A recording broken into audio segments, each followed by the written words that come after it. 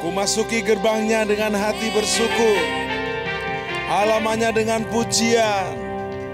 Kataku hari ini harinya Tuhan. Ku bersuka sebab Dia girangkanku. Dia girangkanku.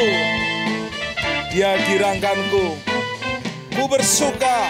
Ku masuki gerbangnya dengan hati bersyukur, halamannya dengan pujian.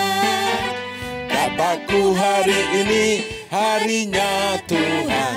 Ku bersuka sebab Dia girangkanku. Ku masuki gerbangnya. Ku masuki gerbangnya dengan hati bersyukur, Halamannya dengan pujian. Kataku hari ini harinya Tuhan. Ku bersuka sebab Dia girangkan. Dia girangkanku. Dia girangkanku. Oh, Dia girangkanku. Mari menari dengan girang. sebab Dia girangkanku.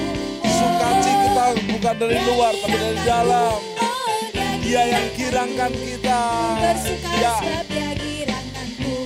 masuki gerbangnya Masuki gerbangnya dengan hati bersyukur, halamannya dengan pujian. Kataku hari ini harinya Tuhan. Ku bersuka sebab Dia girangkan. Ku masuki gerbangnya masuki gerbangnya dengan hati bersyukur, halamannya dengan pujian. Kataku hari ini harinya Tuhan. Ku bersuka sebab Dia girangkanku. Dia girangkanku. Oh, Dia girangkanku. Ku bersuka sebab Dia girangkanku. Oh, Dia girangkanku. Oh, Dia girangkanku. Ku bersuka sebab Dia girangkanku. Dia girangkanku. Oh, Dia girangkanku. Ku bersuka sebab Dia girangkanku. Oh, Dia girangkanku. Oh, Dia girangkanku. Ku bersuka sebab Dia girangkanku. Tepuk tangan semua, bersuka cita. Anda harus bergerak. Walaupun kau duduk di rumah, di kantor, ya goyang. Mulai memasuki gerbangnya dengan hati bersyukur. Sukacita yang dari Tuhan memenuhi kita.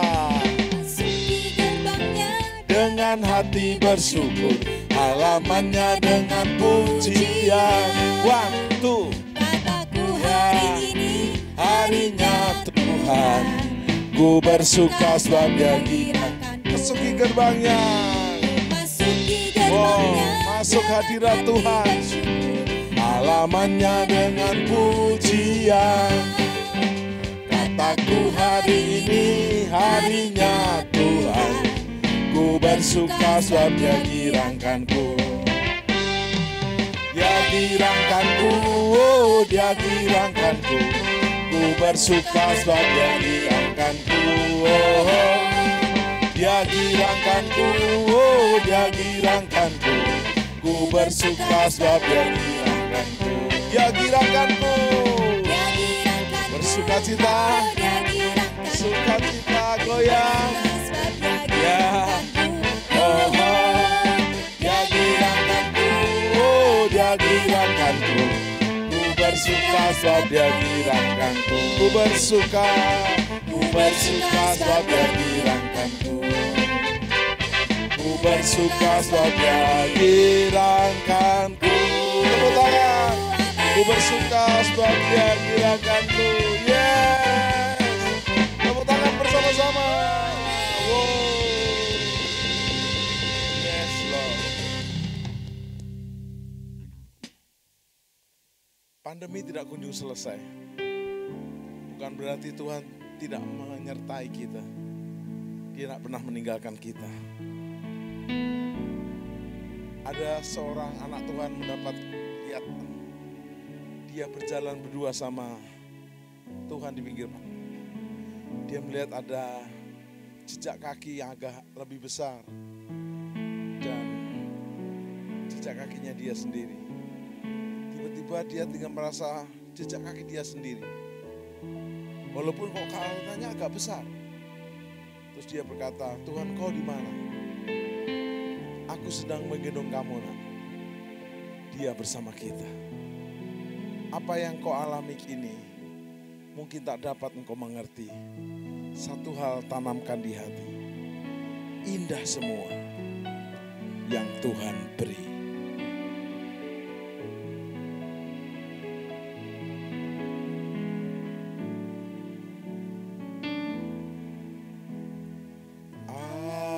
Apa yang kau alami kini mungkin tak dapat engkau mengerti. Satu hal tanamkan di hati, indah semua yang Tuhan beri.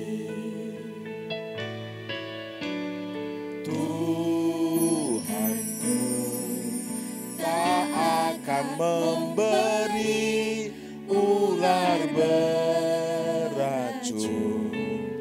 pada yang minta roti.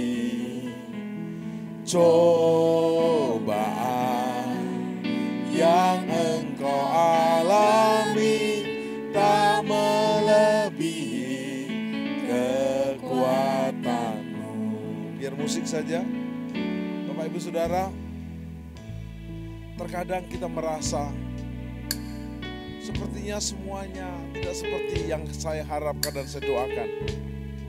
Dengar, jangan tergesa-gesa. Singerkan lagu ini lagi kembali, apa yang kau alami kini, dan kita akan nikmati baik demi baiknya. Silakan. Yes Lord. Apa yang kau alami kini?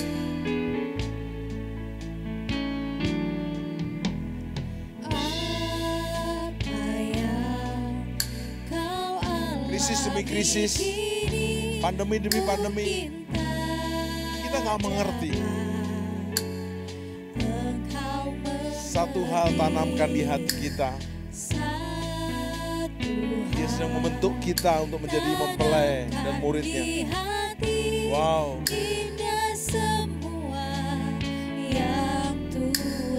Yes, terima kasih. Tuhanku tak akan pernah memberi. Saat kita minta roti, Dia akan beri roti. Gak mungkin yang lain. Semua cobaan, tantangan hidup melatih kita. Yes. Yang engkau alami tak melebihi kekuatanmu. Lambaikan tangan saudara.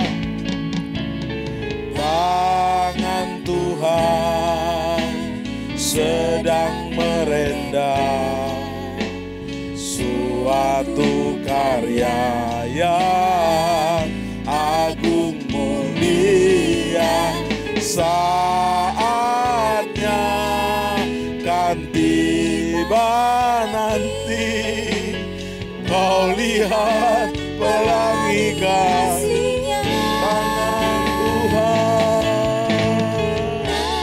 Percaya pelangi kasih-Nya sedang tersedia. Hidupmu sedang direnda oleh Bapa. Yes. Saatnya kan tiba nanti, kau lihat pelangi kasih-Nya.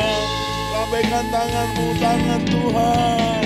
Tangan Tuhan sedang merendam suatu karya yang agung mulia. Saatnya kan tiba nanti, kau lihat pelangi kasih-Nya. Tangan Tuhan, tangan Tuhan sedang merendam suatu karya yang agung mulia. Saatnya kan tiba nanti, kau lihat pelangi kasih. sekali lagi bersama-sama tangan Tuhan. Tangan Tuhan Kami izinkan Engkau merendah hidup kami menjadi suatu karya yang agung dan mulia. Saatnya akan tiba nanti. Yes, disembuhkan, dipulihkan. Kau lihat pelangi kasih-Nya. Kau lihat pelangi kasih-Nya. Kau lihat pelangi kasih. Tetapi mari kita sembah. Kau lihat pelangi kasih-Nya. Angkat suaramu sembah. Kira lama syandar masande, kira lama sando, kira lama sandiara masyandara masyanda, kira lama sandiara masandara kira lama sande, kira lama sanda. Kita angkat tangan kita bersama-sama. Tangan Tuhan memegang tangan kita. Angkat tanganmu, dipegang tangan Tuhan. Dan kau akan melihat pelangi kasih-Nya. Terima kasih Bapa. Terima kasih Yesus. Terima kasih Roh Kudus. Dalam nama Yesus. Amin. Yes, Lord.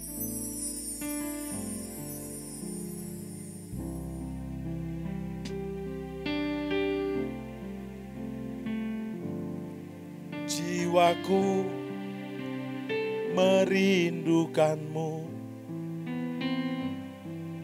ya Allah yang hidup. Jiwaku haus kepadamu,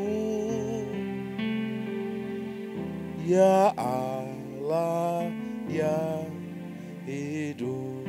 Bersama-sama, jiwaku merindukan-Mu, ya Allah yang hidup. Jiwaku haus kepadamu, ya Allah yang hidup. Ku bersyukur kepadamu, sumber pengharapanku, penolongku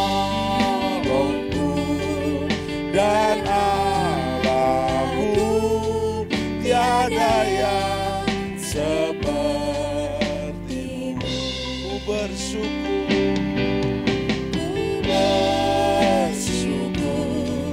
kepadamu, sumber pengharapanku, penolongku dan Allahku. Tiada yang seperti-Mu. Singer nyanyikan jiwaku dan kita teduh dalam hadirat-Nya. Jiwaku merindukan, Engkaulah Bapa yang terus kami rindukan oleh kami yang haus.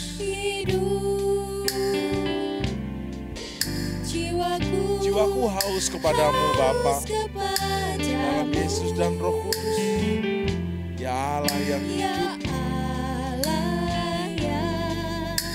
bersama-sama kita angkat tangan kita. Ku bersyukur kepadamu, sumber pengharapanku, penolongku, ya Allahku, tiada yang sepertimu. Bersama-sama bersyukur, bersyukur kepadamu, sumber pengharapanku, penolongku, dan Allahku, tiada yang sepertimu, tiada yang sepertimu,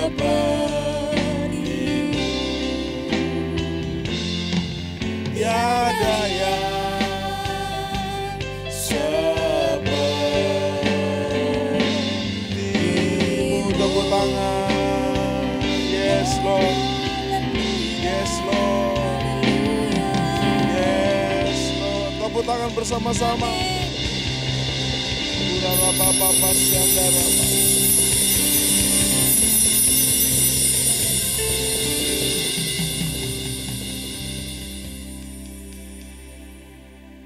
Seperti rusa rindu sungaimu, jiwaku rindu Engkau. Kaulah Tuhan hasrat hatiku, ku rindu menyembahmu. Bersama-sama seperti rusa rindu sungaimu. Yes, angkat hatimu. Seperti rusa rindu sungaimu, jiwaku rindu Engkau. Yes Lord. Kaulah Tuhan hasrat hatiku, rindu menyembahmu. Bersama-sama lambaikan tanganmu. Engkau kekuatan dan perisaiku, kepadamu rohku berserah. Kaulah Tuhan hasrat hatiku, ku rindu menyembahmu. Lambaikan tanganmu, panggil Yesus. Sembah Yesus, Yesus, Kau berarti bagiku. Yesus, Yesus, Kau segalanya bagiku. Kita bersama panggil Yesus. Sembah Yesus, Yesus, Kau berarti bagiku. Oh, Yesus, Yesus, Kau segalanya bagiku. Kau segalanya, segalanya bagiku. Kau segalanya,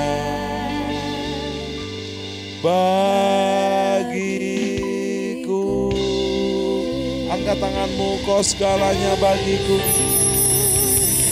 Engkau kekuatan dan perisaiku, kepadamu rohku berserah. Kaulah Tuhan hasrat hatiku, ku rindu seumur hidupku menyembahmu. Yesus, Yesus, Yesus, kau segalanya bagiku. Di dalam Bapa surgawi dan Roh Kudus, dari sekarang sampai selama-lamanya. Yesus, kau berarti bagiku. Amin.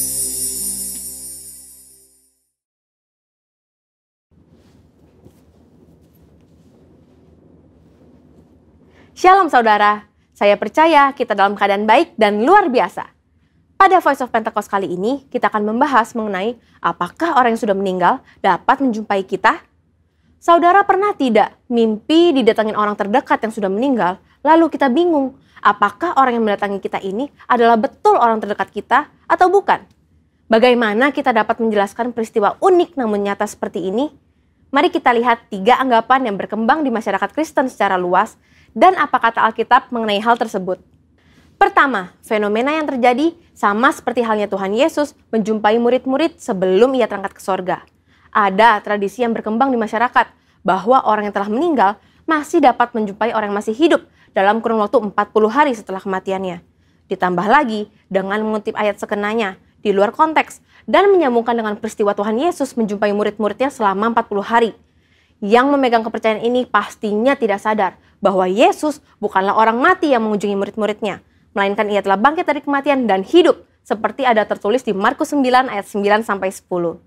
Jadi, anggapan bahwa orang meninggal dapat menjumpai kita sebagaimana Tuhan Yesus adalah sebuah pemahaman yang keliru dan tidak sesuai dengan kebenaran Alkitab. Kedua, fenomena yang terjadi sama seperti saat Musa dan Elia menjumpai Tuhan Yesus di Bukit Transfigurasi.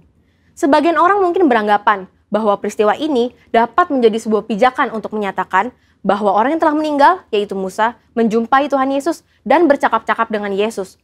Dalam konteks ini pun tidak tepat jika dijadikan landasan kepercayaan orang yang sudah meninggal masih dapat menjumpai manusia yang hidup. Sebab pada waktu itu Tuhan Yesus berubah rupa atau dalam bahasa Yunani disebut sebagai metamorfo.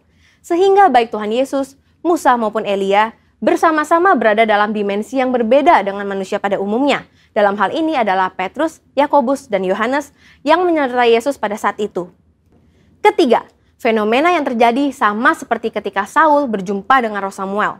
Terdapat 2 penafsiran yang berkembang terkait dengan fenomena ini. Ada penafsiran yang mengatakan roh yang muncul itu bukanlah Roh Samuel. Dan penafsiran lainnya mengatakan itu benar Roh Samuel, tetapi atas izin Tuhan untuk memberikan pelajaran dan peringatan kepada Saul. Nah, terlepas apakah kita berada dalam golongan yang meyakini itu adalah Roh Samuel ataupun bukan, Alkitab jelas menyatakan bahwa pemanggilan arwah, bertanya pada arwah yang dilakukan oleh Saul adalah pelanggaran terhadap firman Tuhan dan merupakan dosa. Karena itulah Saul mati. Tuhan Yesus seringkali menggunakan perumpamaan dalam mengajar agar lebih mudah dipahami. Dalam Lukas 16 ayat 19-30, Tuhan Yesus menyampaikan perumpamaan tentang orang kaya dan Lazarus. Dari sini kita dapat mempelajari bahwa ada jurang pemisah dalam dunia orang mati yang memisahkan 2 kompartemen yang berbeda, yakni Hades dan Firdaus. Pelajaran berikutnya adalah tidak diperlukan orang yang telah meninggal untuk mengunjungi orang yang masih hidup untuk menyampaikan pesan khususnya terkait pertobatan, sebab sudah ada pada mereka kitab suci. Mungkin ada saudara yang masih bertanya, lalu bagaimana mimpi yang tidak bisa kita rencanakan bisa terasa sangat nyata, seakan-akan orang yang sudah meninggal datang menjumpai kita? Setiap orang pasti pernah mengalami mimpi. Terkait dengan mimpi, Leland Ryken, seorang profesor emeritus bahasa Inggris yang juga adalah penata gaya sastra dari Alkitab English Standard Version, dalam Dictionary of Biblical Imagery menjelaskan, arti dreams and visions adalah mimpi akan muncul sesuai dengan kondisi yang sedang dialami manusia pada hari itu. Seperti yang dicontohkan dalam kitab Yesaya 29 ayat 8. Saat seorang yang lapar bermimpi ia sedang makan, tetapi ketika bangun, ia masih tetap lapar. Atau bisa juga saat merindukan seseorang hari itu, ia bisa bermimpi bertemu dengan orang tersebut. Dalam Alkitab, kita mendapati begitu banyak ayat yang menyatakan bahwa Tuhan menjumpai orang melalui mimpi. Tuhan memberikan pesan peringatan agar jangan sampai berbuat dosa. Tuhan memberikan pesan atau berbicara kepada orang tersebut. Tuhan mengabulkan permintaan, dan sebagainya. Namun, Alkitab tidak pernah menuliskan tentang orang yang sudah meninggal menjumpai orang yang masih hidup melalui mimpi. Jadi, sebenarnya siapakah yang dijumpai dalam mimpi orang-orang? Apakah itu setan atau roh jahat? Tentu tidak juga demikian. Dalam kedaulatan dan kasih-Nya, Tuhan bisa saja memberikan mimpi kepada kita, di mana dalam mimpi itu kita melihat orang yang telah meninggal, dan penglihatan itu begitu sangat nyata untuk memberikan pesan penghiburan dan kekuatan kepada mereka yang masih hidup, yang telah ditinggalkan oleh orang yang mereka kasihi. Namun, perlu dicatat bahwa tidak semua mimpi bertemu dengan orang yang telah meninggal adalah hal yang baik dan datang dari Tuhan. Sama halnya juga, bukan semuanya yang buruk dan datang dari iblis. Seperti dalam 1 Tesalonika 5 ayat 21, ujilah segala sesuatu dan peganglah yang baik. Maka dari itu, kita sebagai orang percaya tetap harus memiliki kepekaan dan ketajaman rohani dalam mengujinya. Saudara, untuk penjelasan lebih lengkap dari tim teologi kami, silakan cek link yang ada di atas atau scan QR Code yang tersedia. Salam integritas, Tuhan Yesus memberkati.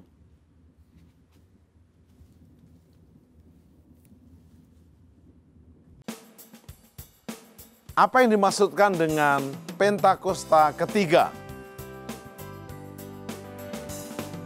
Api Pentakosta menyala, api Pentakosta menyala, api, api, api, api, api, api Pentakosta ketiga. Deklarasi Pentakosta ketiga. 1. Pentakosta ketiga adalah pencurahan Roh Kudus yang dahsyat di zaman ini, melebihi yang terjadi di Azusa Street. 2. Pentakosta ketiga akan mengakibatkan penuaian jiwa yang terbesar dan yang terakhir sebelum Tuhan Yesus datang kembali. 3. Pentakosta ketiga akan membangkitkan generasi Yeremia, yaitu anak-anak muda yang dipenuhi Roh Kudus, cinta mati-matian kepada Tuhan Yesus, tidak kompromi terhadap dosa, dan akan bergerak untuk memenangkan jiwa. 4. Pentakosta ketiga lahir di Indonesia dan akan bergerak ke bangsa-bangsa. Gerakan ini dari timur ke barat dan akan kembali ke Yerusalem. 5. Pentakosta ketiga akan memberikan kuasa untuk menyelesaikan amanat agung, dan setelah itu Tuhan Yesus datang kembali.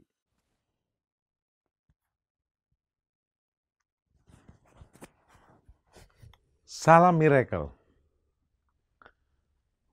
Kekasih-kekasih Tuhan, Yesus Kristus adalah masternya miracle. Bersama Yesus kita terima dan jadi alat miracle-nya. Great miracle terbesar adalah kita bertobat dari dosa kita diampuni, dipulihkan, dan menerima keselamatan yang kekal. Dan kita sedang menunggu kedatangan Yesus di awan-awan permai, menjemput kita. Sangkakala berbunyi dan kita menerima great miracle. Sementara menunggu great miracle, kita di awan-awan dijemput, kita terus belajar firman Tuhan. Dan pada kesempatan ini, dalam seri umum saya menyampaikan pesan Tuhan dengan judul Membangun Kembali Pondok Daud di Akhirnya Akhir Zaman. Dasar nas kita membangun kembali Pondok Daud atau restorasi Pondok Daud adalah di Kisah Rasul pasal 15 ayat 16 dan 17. Waktu itu Rasul Yakobus menyampaikan, mengutip dari ucapan kitab Amos pasal 9. Hal itu sesuai dengan ucapan-ucapan para nabinya, yaitu Nabi Amos. Seperti yang tertulis, kemudian aku akan kembali membangunkan kembali Pondok Daud yang telah roboh dan membangunkannya kembali. Kubangunkan kembali dan akan menjadi alat untuk penuaian jiwa di akhir zaman. Supaya semua orang yang mencari Tuhan dari segala bangsa yang tidak mengenal Allah boleh menjadi milikku kembali, kata Tuhan. Jadi Bapak Ibu Saudara, apa itu Pondok Daud? Seperti kita tahu, di dalam Pondok Daud itu ada tabut perjanjian. Kitab Samuel mencatat, Imam Eli tidak tegas menegur anaknya Hofni dan Pinehas. Anaknya berbuat dursila, tidak kudus, mengambil persembahan yang bukan haknya, berlaku tidak senonoh kepada para singer dan pelayan di bait suci, sehingga Hofni dan Pinehas dalam keadaan tidak layak menjadi imam yang melayani tabut. Biasanya setiap kalah perang, maka para iman-iman ini membawa tabut ke medan peperangan dan musuh dikalahkan. Hofni dan Pinehas yang tidak layak ini membawa tabut, tapi nggak layak. Sehingga dua-duanya mati.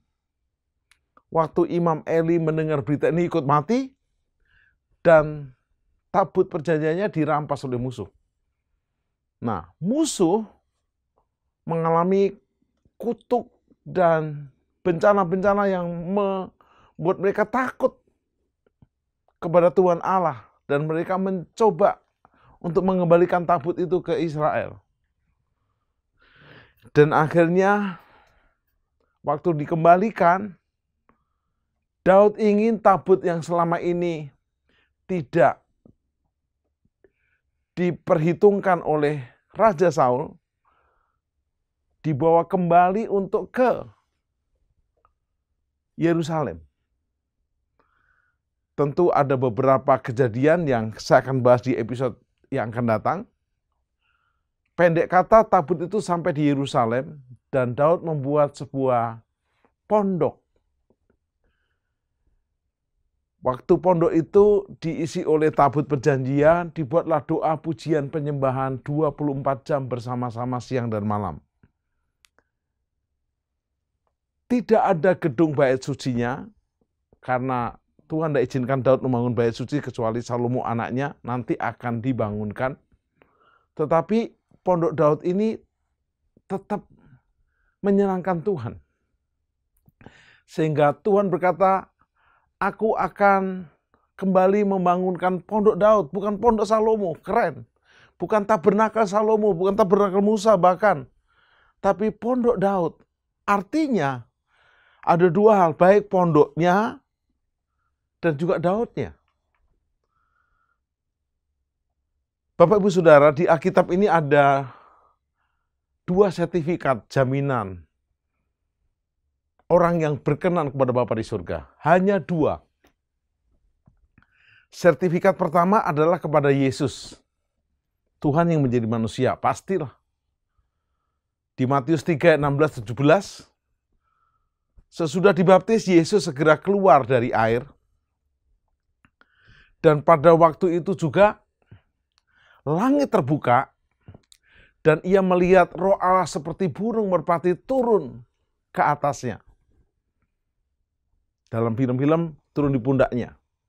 Dan ayat 17, lalu terdengarlah suara dari surga yang mengatakan, inilah anak yang kukasihi, kepadanya aku berkenan. Wow, ternyata ini sertifikat yang pertama. Ini nggak diragukan. Kita sedang menuju untuk juga berkenan kepada Bapa. Tetapi untuk bertumbuh ke sana ada sertifikat kedua. Jaminan berkenan kepada Bapa di surga dari Kisah Rasul 13 ayat 22.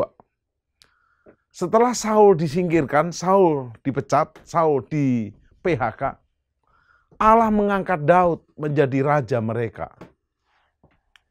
Dan yang menarik tentang Daud, Allah telah menyatakan. Ingat, Saul dan Daud sama-sama nggak sempurna. Sama-sama berbuat dosa. Mungkin dosanya Daud juga bisa lebih berat dari dosanya Saul. Tetapi nilai tambahnya Daud mau bertobat, mau diperbaharui seperti pujian ini. Dan diperbaharui, dan diperbaharui, dan diperbaharui di dalam hadirat Tuhan. Dan diperbaharui, dan diperbaharui, dan diperbaharui. Diperbaharui, Daud mau diperbaharui. Tentang Daud ini Allah menyatakan, ini Allah yang menyatakan, sertifikatnya berkata begini, aku telah mendapati Daud bin Isai, seorang yang berkenan di hatiku, wow, dan yang melakukan segala kehendakku. Bapak Ibu Saudara, ayat ini dijadikan sebuah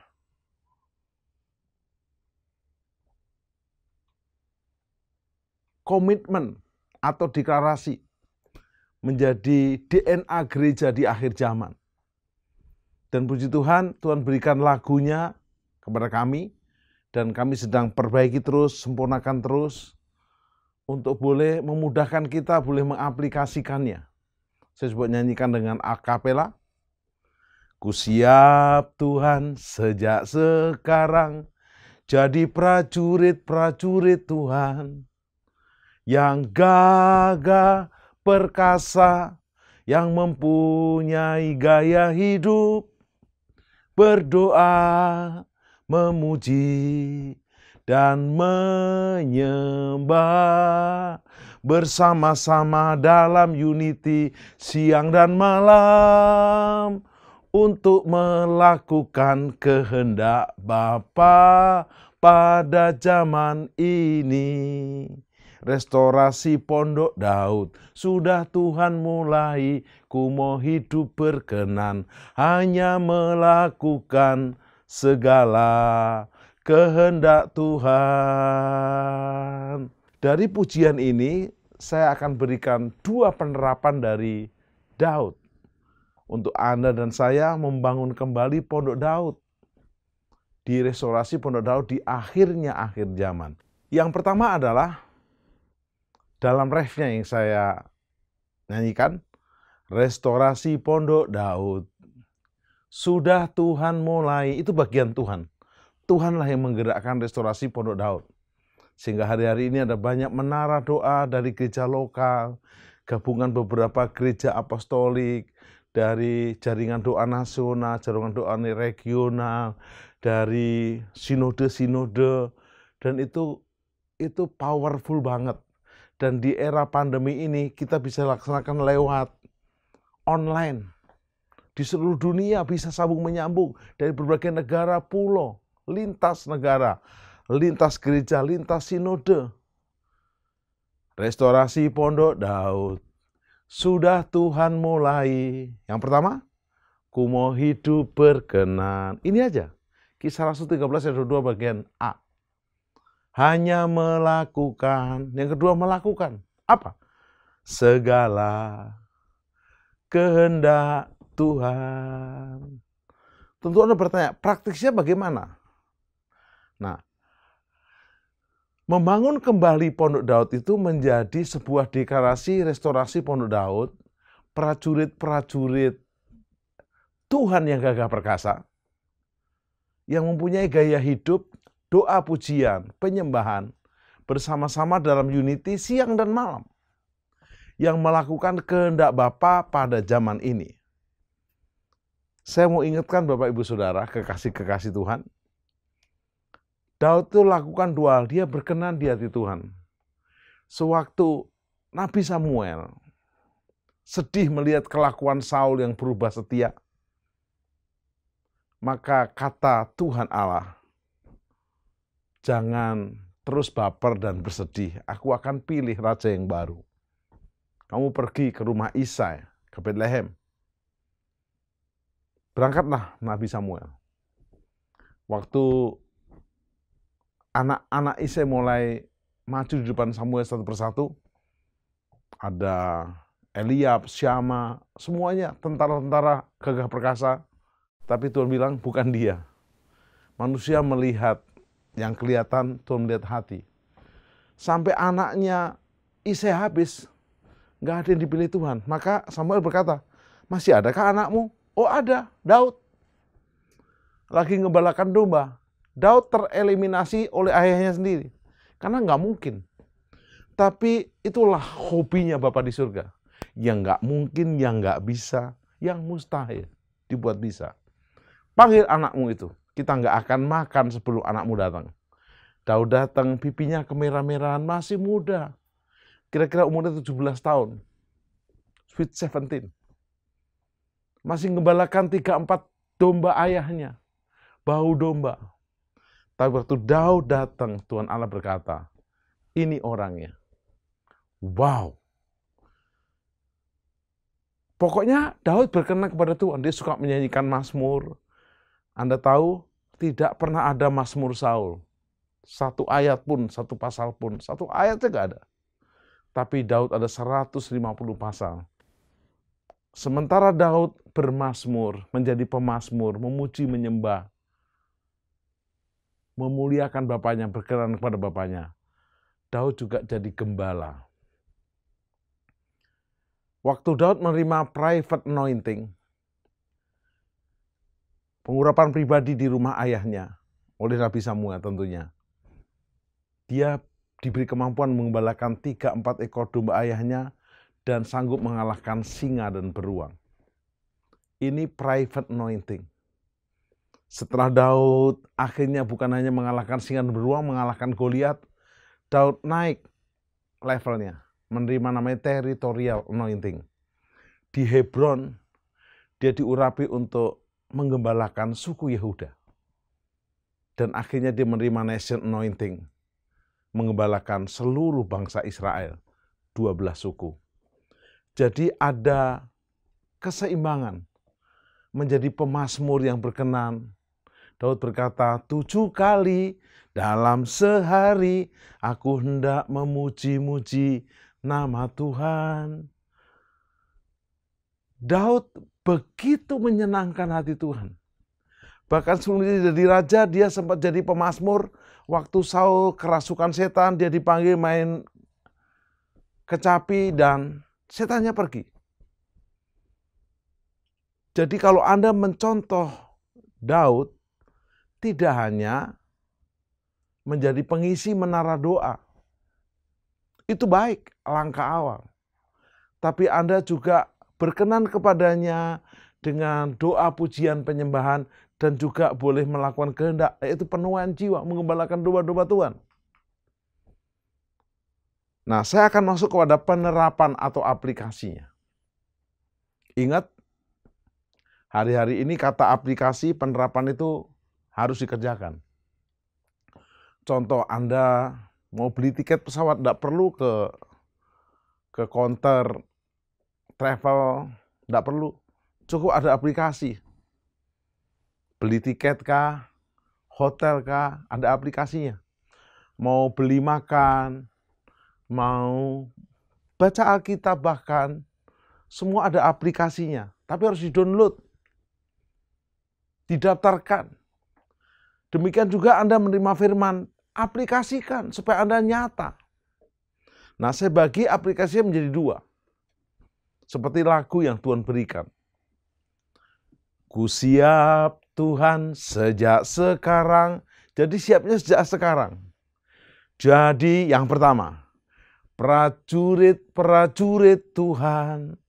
Jadi Anda dan saya yang pertama untuk berkenan kepada Tuhan, engkau bukan hanya bermental, berjiwa, bertindak, tapi engkau memang prajurit-prajuritnya Tuhan. Ingat, ini prajurit rohani, bukan laskar yang negatif. Prajurit rohani, laskar Kristus yang rohani. Peperangannya rohani melawan setan, bukan musuh dunia. Kita nggak menembakkan rudal atau meriam. Pistol pun tidak. Dengan doa-doa kita jadi prajurit-prajurit Tuhan. yang gagah perkasa, bukan loyo, menggunakan selengkap senjata Allah. Kasutnya memberitakan Injil, ikat pinggangnya kebenaran, basuh sirahnya keadilan, ketopongnya keselamatan, pedang roh. Yang mempunyai gaya hidup. Jadi prajurit Tuhan yang gagah perkasa, memakai selengkap senjata Allah, yang punya gaya hidup lifestyle. Berdoa, jadi doa bukan menjadi kewajiban, tapi gaya hidup, suka berdoa, menikmati doa, memuji, dan menyembah. Wow, ini paket PPW, Praise and Worship, menjadi gaya hidup. Suka memuji, memang ini gaya hidup orang percaya. Anda tahu kalau orang percaya dipanggil Tuhan, menuju ke kuburan, nyanyi. Bahkan teman-teman di Afrika menuju kuburan lagunya Glory, Glory, Haleluya. Untuk apa sedih? Dia ketemu dengan Bapa di surga. Saya masih ingat waktu ibu saya dipanggil Tuhan, umur 73 tahun. Saya gembala, adik saya juga gembala. Adik saya bertanya, Mas, perlu panggil pendeta nggak? Nggak usah lah, kita layani sendiri. Saya WL, kamu khotbah. Oh, jangan dong. Kata adik saya yang WL. Mas Har, saya dipanggil Har, yang khotbah. Oke. Dia pimpin dengan semangat nyanyinya. Ku menang, ku menang. Tetangga pada bingung. Ini ibadah penguburan atau KKR? Dua-duanya. Nggak perlu sedih. Bersuka cita. Bahkan kalau kita rapture, mereka yang dalam Tuhan mati duluan, dibangkitkan lebih dahulu. Jadi untuk berkenan kepada Tuhan, aplikasi pertamanya adalah menjadi prajurit Tuhan yang gagah perkasa, yang punya gaya hidup, berdoa, memuji, dan menyembah. Dan jangan lupa, bersama-sama dalam unity, siang dan malam, bukan sendiri. Ada doa pribadi, nggak salah. Tapi kita ada doa keluarga, mesbah keluarga. Ada kubu doa bersama 3-4 keluarga. Atau dalam bentuk komsel, caresel. Juga dalam sesi-sesi menara doa 24 jam yang dibuat oleh gereja lokal, gereja apostolik, atau jaringan doa nasional atau regional. Anda terlibat menjadi pendoa, pemuji, penyembah. Menyembah. Oleh anugerah Tuhan kami dipercayakan melayani penyembahan fajar setiap pagi jam 4. Dimulai dari 12 orang, terus bertumbuh 70, 120, sekarang terus Tuhan tambahkan mencapai kurang lebih sampai 200. Pendoa-pendoa yang dikit tiap hari. Dan kami menikmatinya dari segala penjuru pesertanya. Dari Eropa, Amerika, Asia, bahkan Indonesia, seluruh pulau. Hari-hari ini mari kita praktek. Untuk berkenan kepadanya kita menjadi pemazmur, pendoa, pemuji, penyembah. Menjadi gaya hidup lifestyle. Untuk melakukan kehendak Bapa pada zaman ini. Menjadi pemazmur, pemuji, penyembah, oke, itu ke atas, vertikal. Tapi ada horizontal. Untuk melakukan kehendak Bapa, bukan kehendakmu. Bukan kehendakku yang jadi, doa Yesus ini ku turut. Jadi Anda nyontoh Yesus, bukan kehendakmu, kehendak Bapa. Kehendak Bapa apa? Penuaian. Selesaikan amanat agung. Beritakan kabar baik. Waktu Yesus mendatangi Petrus di tepi Danau Galilea, Petrus sudah menyangka 3 kali kehilangan muka. Yesus tidak marah. Yesus berkata, kau cintaku, kau cintaku, kau cintaku Simon Petrus, kau cintaku. Jawaban Petrus, Tuhan tahu jikalau aku cinta padamu. Kata Yesus, kalau begitu gembalakan domba-dombaku. Petrus berkata, Tuhan tahu jikalau aku cinta padamu. Kalau begitu gembalakan domba-dombaku. Jadi Bapak Ibu Saudara, kalau Anda aplikasi pertama berkenan kepada Tuhan, Anda menjadi prophetic army-nya Tuhan. Pasukan profetiknya Tuhan. Tetapi untuk Anda melakukan kehendak Bapa, Anda masuk dalam apostolik army-nya Tuhan. Mulai minimal mengembalakan keluarga Anda. Papa, Dedi, Papi, Bapak, jangan lupa gembalakan keluargamu. Atau ibu yang single parent, gembalakan anak-anakmu. Minimal anak-anakmu menjadi domba-domba Tuhan yang berkenan kepadanya. Terus meningkat. Mulai buat kubu doa, 2-3 keluarga. Doa bersama. Lalu bisa meningkat lagi. Membangun komsel, komunitas sel atau KUL. Community of Love. Bisa secara okumene, bisa lewat Zoom, lewat Google Meet, lewat WA call, conference, apa aja. Jangan menghalangi. Mulai mengembalakan domba-dombanya Tuhan. Hasilnya apa? Hasilnya keren. Kita akan menyelesaikan kehendak Bapa. Saya tutup firman Tuhan dengan ref lagu Restorasi Pondok Daud. Restorasi Pondok Daud. Sudah Tuhan mulai. Ku mau hidup berkenan. Hidup berkenannya apa? Menjadi prajurit-prajurit Tuhan yang gagah perkasa. Yang punya gaya hidup doa, pujian, penyembahan bersama-sama dalam unity siang dan malam. Ini namanya ku mau hidup berkenan, seperti Daud. Ku mau hidup berkenan. Dan yang kedua terakhir, hanya melakukan segala kehendak Tuhan. Seperti Petrus, gembalakan domba-dombanya Tuhan. Keluargamu, lingkunganmu, komunitasmu, kalau kau punya pabrik, anggota pabrikmu, karyawanmu, gembalakan. Kalau kau punya toko kecil, karyawanmu. Kau punya tetangga kiri kanan, ayo berkumpul bersama. Sementara menunggu sangkakala berbunyi, lakukan dua ini terus-menerus. Dan waktu 1 Tesalonika 4:16, 1 Korintus 15:51, kalau bunyi sangkakala, kalau bunyi sangkakala, kalau bunyi sangkakala, kalau bunyi sangkakala ku ada, kita sedang hidup berkenan dan hanya melakukan kehendak Tuhan. Roh Kudus akan menolong Anda memampukannya. Dan ingat waktu kita melakukan amanat agung seperti Matius 28:20, ketahuilah kata Yesus, aku menyertai kamu senantiasa sampai kepada akhir zaman. Akhirnya apa? Segala bangsa yang tidak mengenal Allah, Bani Kedar dan Nebayot, wow, akan datang menyembah Tuhan. Mereka yang punya bintang yang aneh-aneh, ya, show yang aneh-aneh, seperti zaman Nuh dikirim Tuhan datang, dipersembahkan untuk kemuliaan Tuhan.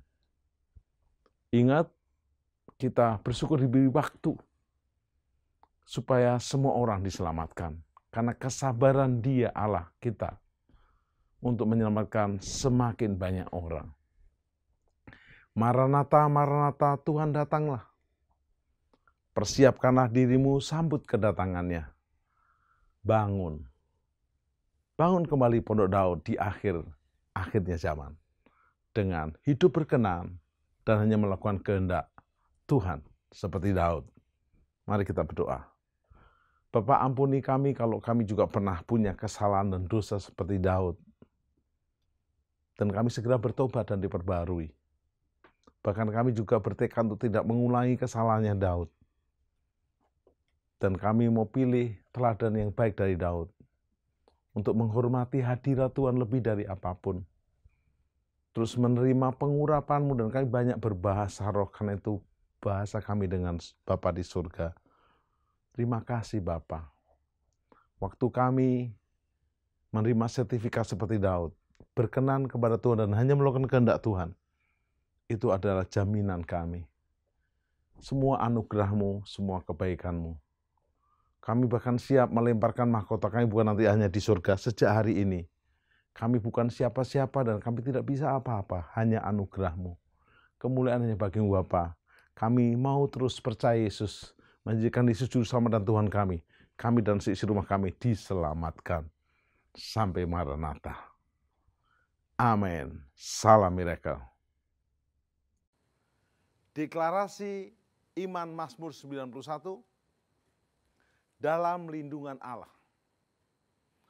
Orang yang duduk dalam lindungan yang maha tinggi dan bermalam dalam naungan yang maha kuasa akan berkata kepada Tuhan, tempat perlindunganku dan kubu pertahananku, Allahku yang kupercayai. Sungguh, dialah yang akan melepaskan engkau dari jerat penangkap burung, dari penyakit sampar yang busuk.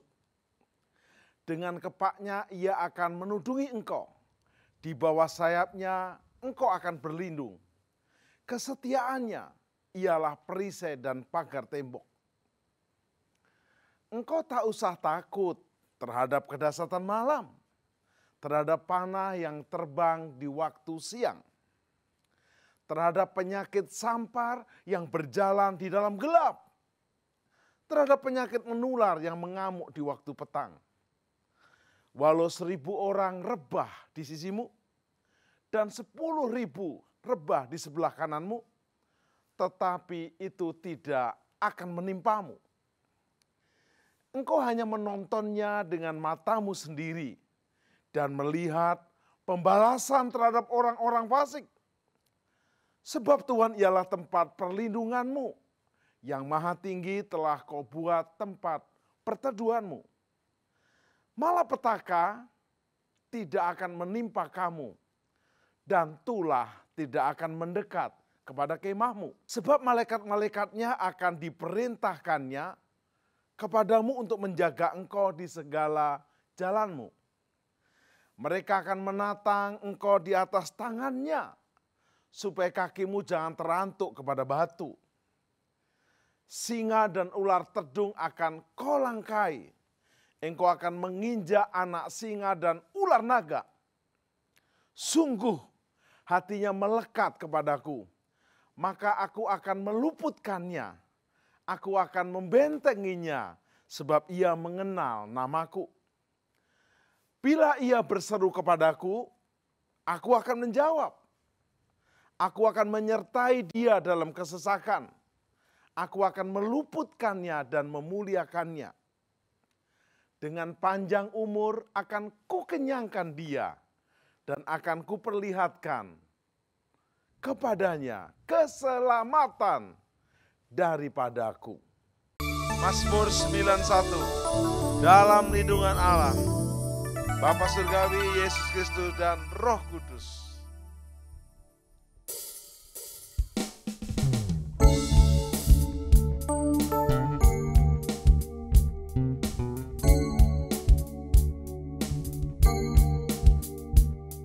Orang yang duduk dalam lindungan yang maha tinggi dan bermalam dalam naungan yang maha kuasa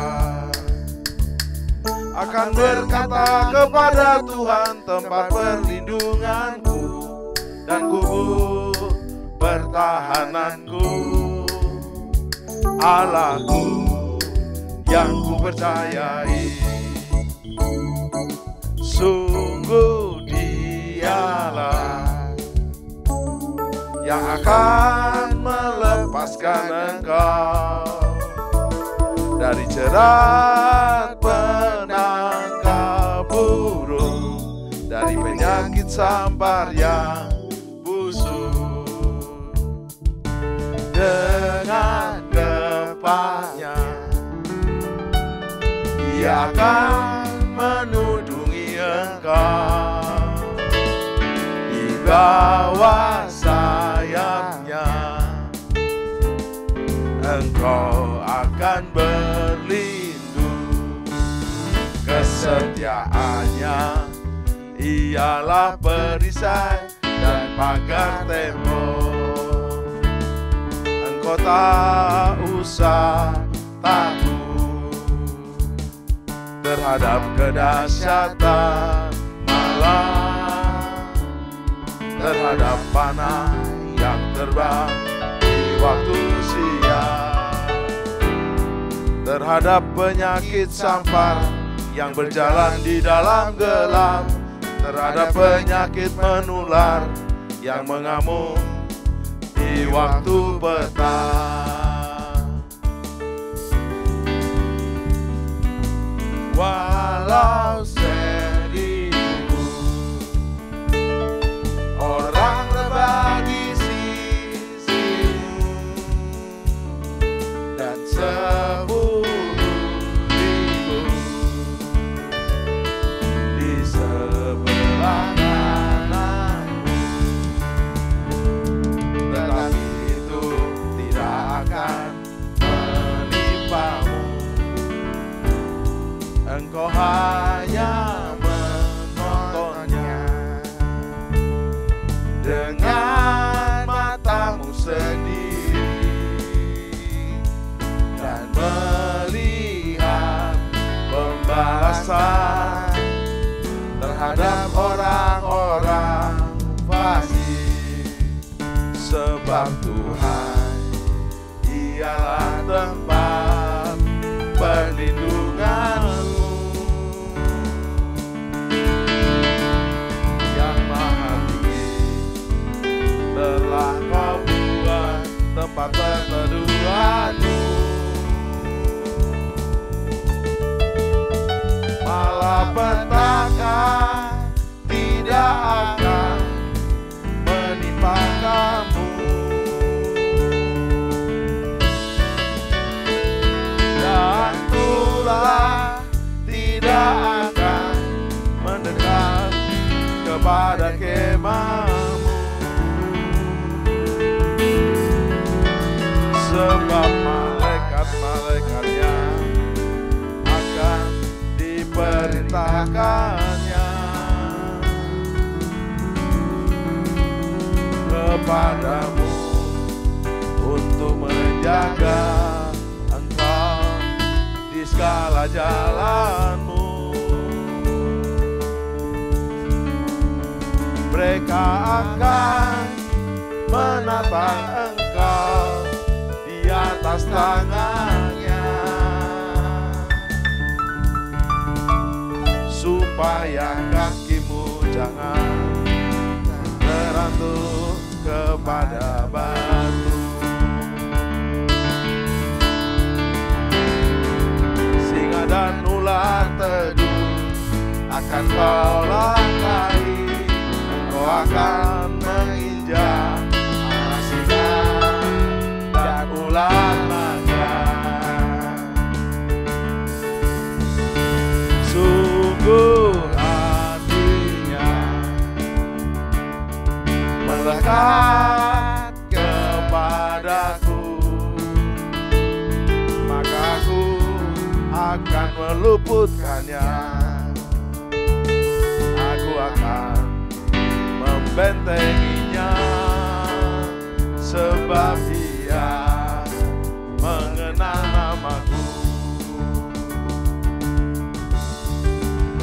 Bila ia berseru kepadaku, aku akan menjawab. Aku akan menyertai dia dalam kesesakan. Aku akan meluputkannya dan memuliakannya.